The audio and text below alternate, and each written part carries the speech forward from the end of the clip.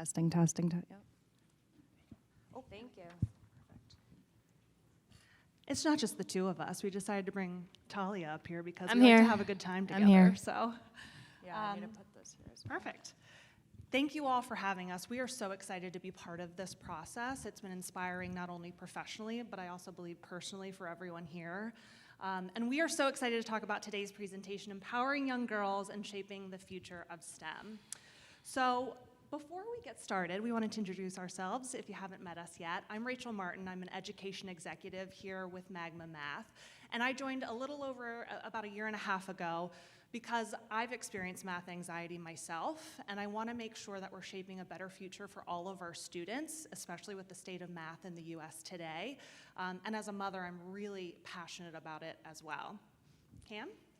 I ran into Magma Math about a year ago. I'm like, well, who are you people and where were you back about a year and a half ago? So having had the great opportunity to lead a district with 48,000 kids, but 104 languages and dialects, and then over a large space. So it was 2,300 square miles. So the whole state of Delaware could fit in Collier County. So that's why when I ran into these guys, I'm like, where were you? Because to do things, you really had to have systems in place. So we very, very consciously had benchmark assessments 3 times a year, which meant for 2 weeks times 3 benchmarks, so 6 weeks, district staff sat there going through Scantrons, then doing item analysis, and then by grade levels, by schools, all of that. So that's why when I saw this solution, there's no way to say no to them, because honestly, what they can do to help so many kids and teachers' lives and superintendents' lives, that's why I just am in love with Magma Math. Amazing, and I am Talia Levin. Just a short blurb on what brought me to Magma. You know, a few of you have heard my long story, but you know, growing up, math was not a priority for me, for girls. I grew up in a very religious community. A few years ago, I was working in schools in Israel doing equity work with at-risk youth, and so really just coming from a place of wanting to level the playing field for every single student, specifically in math. So that's a little bit about me. Awesome. So as we spoke about yesterday, a little quick recap. We are a solution that really encourages students to show their thinking because we truly believe that the journey to the answer is much more exciting than the answer itself. So Cam's going to speak a little bit to how that works right now. And you saw this yesterday, so just to remind you again, where the kids actually put their thinking in place. We talk about kids showing their answer, but they actually need to do that here. And then as we saw too, that has that speech to language, 140 languages. Again, I don't know a solution out there that has 140 languages and 40 text to speech, which means when you get ESL kids, those kids are not going backwards in math because they don't understand English. They continue their journey forward, and actually that becomes their favorite subject because it's the only class they sit in that they actually can hear their language. So in here, you heard my favorite thing. This is the item analysis. Again, just a great tool that a teacher on the spot can see. Everybody missed number 5. I need to reteach. You saw what was my favorite box color I mentioned yesterday? Yellow. Why? Why? Anybody remember? The number of attempts, which is just as important to know rather than the kid got it right. Great listeners, by the way, great listeners. So then again, that teacher can see all 25 kids thinking, right? There is no way you can stand in a room and mysteriously see everybody else and get the hints that those kids have and move on.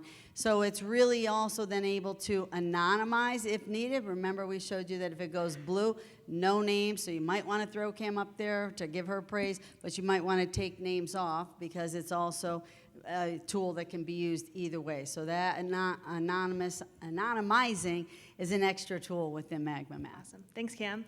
We also mentioned that we believe that every student has the right and the ability to be good at mathematics, and we truly believe this for our young girls.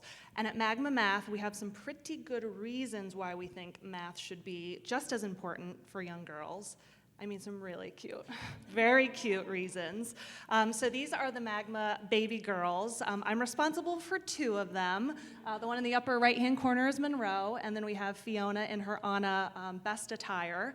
And fortunately for all of these girls, they're required to love mathematics. It's part of our onboarding paperwork, actually. So they're going to be okay, I think.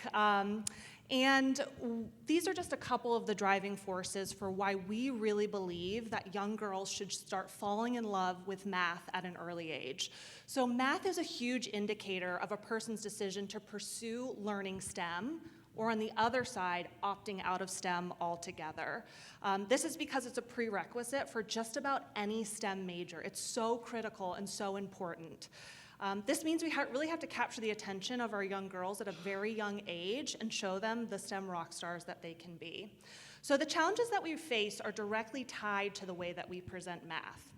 How did you feel about math growing up? Was it exciting and thrilling and adventurous? No, it was probably boring, maybe a little bland, abstract, something you didn't really get, or repetitive. Or we say really damaging things like you have to have a math brain to be good at math, which is ridiculous. So Joel Bowler, if you haven't heard of her, she was at Stanford University, and she states that it's particularly harmful for young girls who have a greater desire for a depth of understanding over boys and have higher levels of anxiety when they do not understand. So I want to take a moment for everyone to kind of turn to your tables, and I want you to talk about maybe a time where you had math anxiety or you saw it in the classroom, and then we'll kind of reconvene after that. All right, we're going to bring you all back here. Does anybody, this is a safe space, as we all know, does anybody want to share an example of maybe their own anxiety around math or what they've experienced within their districts? It's cathartic, I promise. Anyone? Come on, be brave, be bold, before I call on you. Anybody do anything to overcome Give it to me. Thank you. Thanks, Kim.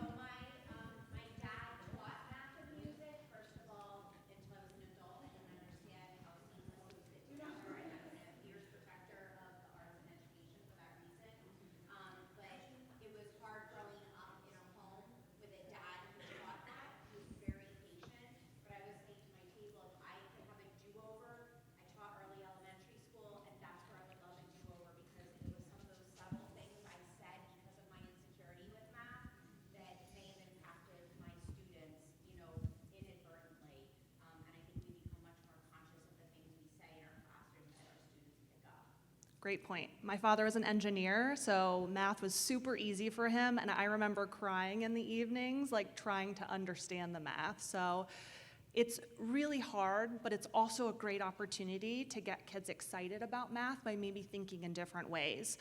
So we really want to share some different things that we can do, places that we can start.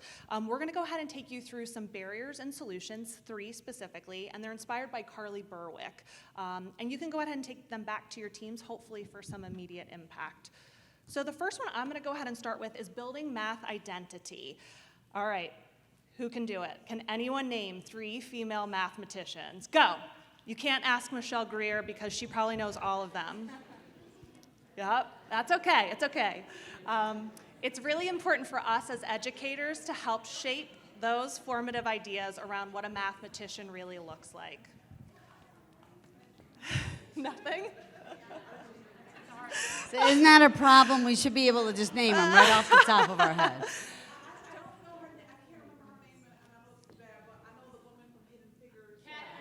Yes, very good. Yes, okay, good, Awesome. good. Love it. Don't worry, we'll help you out there. But great work. So biases, whether we're aware of them or not, can really come from either the teachers or the curriculum that you have, and it impacts how girls see themselves within mathematics and STEM. So those biases by teachers about themselves can also impact how students are learning. So we know elementary school teachers are primarily women, and their discomfort or their anxiousness about math can directly impact the achievement of the girls in their classroom. This is huge. We need women to feel confident about mathematics. So ways we can address this are to encourage a growth mindset, which is also promoted by Joe Bowler. So that means emphasizing practice versus that being born with a math brain, because we would never say, I don't have a reading brain. That makes no sense whatsoever. So finding comfort in the productive struggle, getting things wrong, doing my favorite no's, is so valuable for all students to embrace. And we also have to support and encourage our teachers in their own math strength and to own that, and how this attitude really impacts female students. So we can do this by providing PLCs and safe spaces for those teachers to get together, learn from each other, and feel empowered and comfortable in the classroom. And finally, celebrating those images of female mathematicians and scientists, which can really showcase representation and also change those perceptions of belonging within math. So we've got some wonderful examples for you here. We've got Marjorie Lee, Malala, Catherine, Sophia, Mayim, Mary Lucy, Miriam, and Rachel. I've got a link with all their bios and what they do, so I can share that with you after today. But I'm going to go ahead and pass it on to Cam, who's going to talk about our next item here. So I agree. We have to keep making sure that our math teachers feel comfortable to teach all students.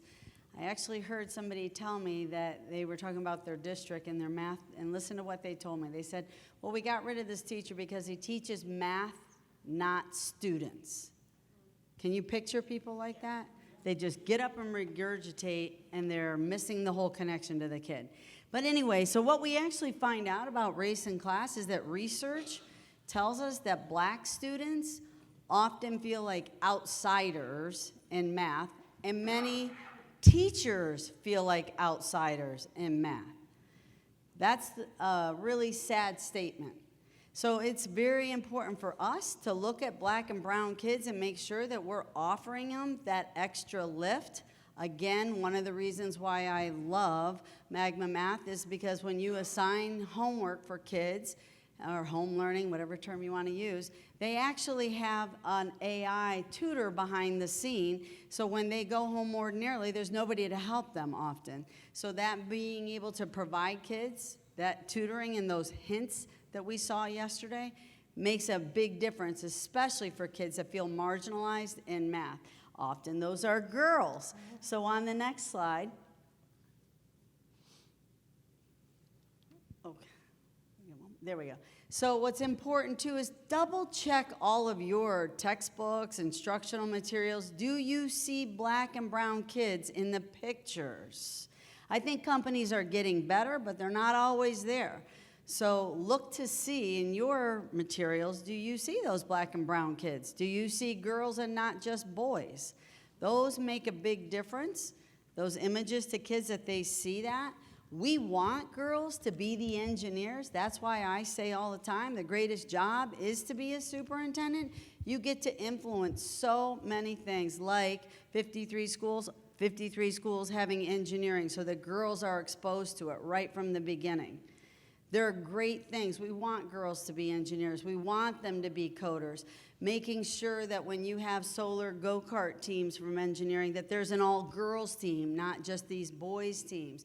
You get to help influence that. So for anybody that's sitting out there and you're not sure, should I do this or not, go do it. We need you. We need you there. So thank you, Rachel. Excellent. Talia. Okay. All right, so, we're just going to talk a little bit about content, context, and really project-based instruction versus multiple choice. So I think as women, we really don't love guessing. We like to make decisions based on facts, on knowledge, right, to make thoughtful decisions. And when we looked at state testing, we realized that the majority of questions are actually multiple choice. So right there, we're already seeing that women have a disadvantage, right? And we looked further and we saw that Stanford actually did a study, and I wrote down these numbers here. They took 8 million 4th and 8th grade student scores on state assessments. And basically, they found that males were outperforming the females in multiple choice, at a much higher rate than any other form of testing. Right, so what is that telling us? We really need girls to have access to more open-ended questions, right? This is where we're really thriving. We need to provide instruction that's engaging everyone. We need to, just engaging girls to think, to have project-based learning, to use their hands, critical thinking, right? And so I want to just share a video here that we basically took of someone very dear to us, Dr. Leslie Nielsen. Her grandniece, I believe this is who you're going to see. We're just going to show you a real video of her using Magma, and I just want you to see what you notice when we watch this, okay? So Rachel, go ahead.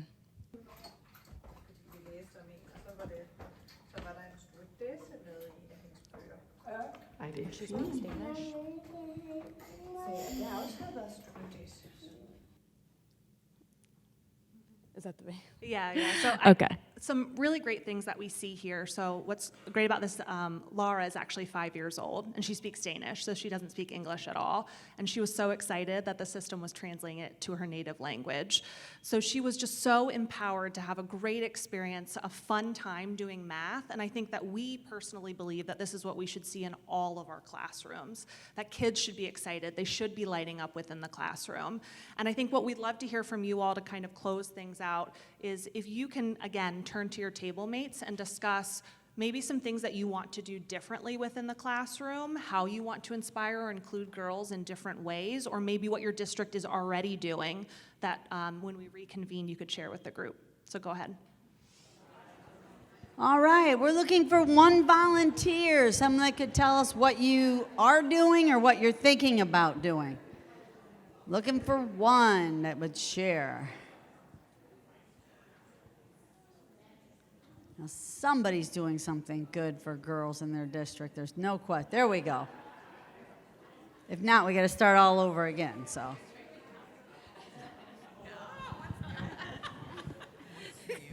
I might be a little off topic, but what's new? What I was saying to this group is something I think Magma Math does differently. I'm actually very interested in learning more about the product itself. I've heard it a couple of times now, is the immediate feedback to kids and that quick processing about their thinking, because even with 1 to 15 or 1 to 30 kids, they don't get that feedback as quickly. So I think that that's a really cool thing I would like to do differently, that a product like this might allow for that to happen. Yep.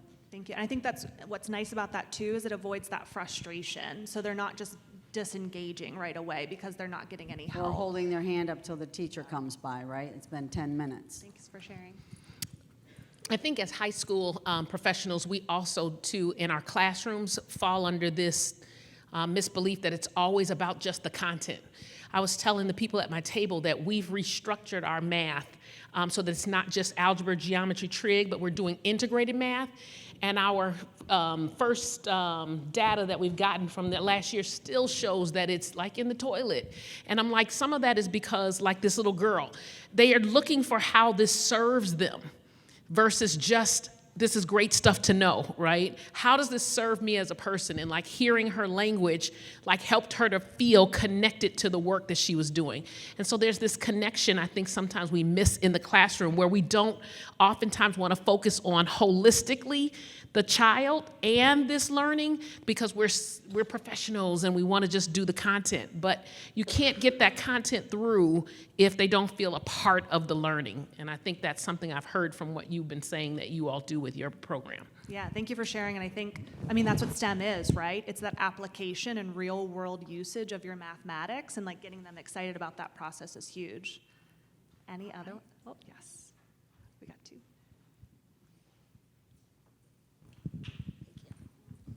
I just want to put a plug in.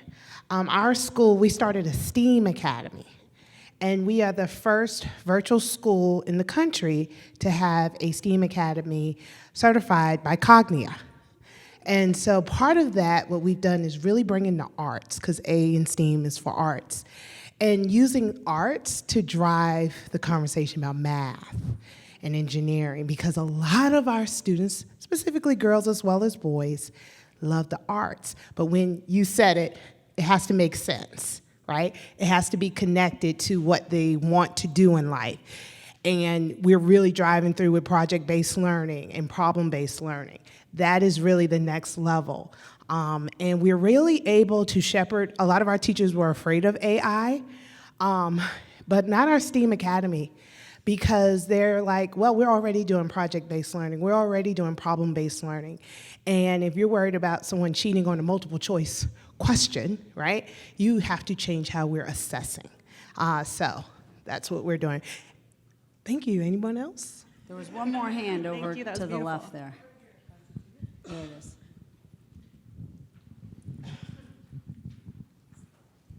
We have a very passionate science teacher in our district, and she really wanted to promote females in the STEM fields. So after speaking with her, we developed a plan to come up with a club called the STEMiness.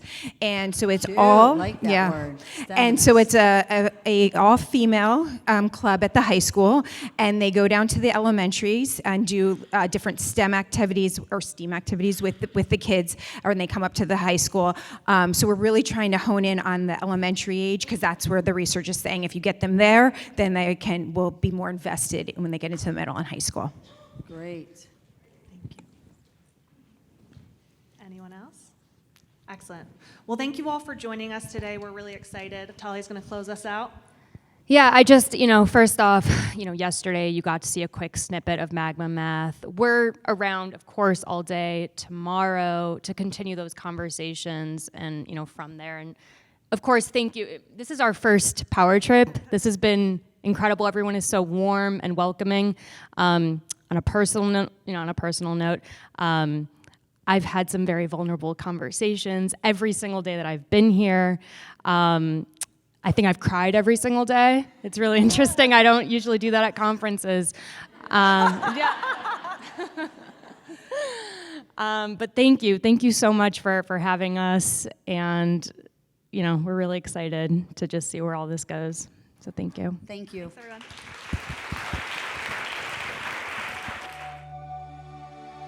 everyone.